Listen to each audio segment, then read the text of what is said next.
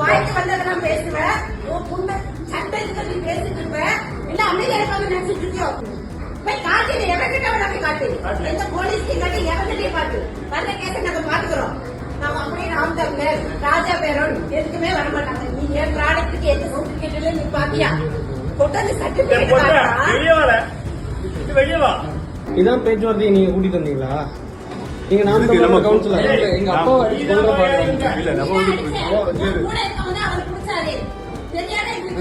மனசாட்சி தொட்டு சொல்லுங்க. நீங்க எதுக்கு இந்த மாதிரி பாருங்க என்ன பேசினாலும் அமைதியா அண்ணன்